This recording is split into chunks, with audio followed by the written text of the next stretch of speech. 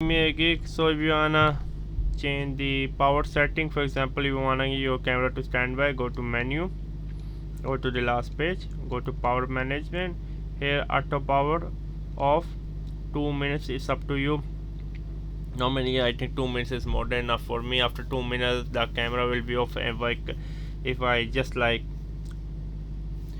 turn on this lever up and down to off to on again, it will automatically turn on really fast. This is how I like to use. So it was me, Jimmy. Subscribe and bye.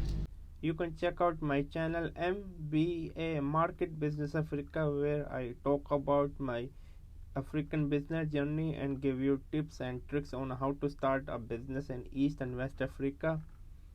And also check out my travel channel Outing Journal, where I love to travel with my wife around the world. My wife is diagnosed with the retinal pigmentosa, so she is like now 75% technically blind, but still we are not giving our hope. As you can see, my wife is half blind. You can check out this video.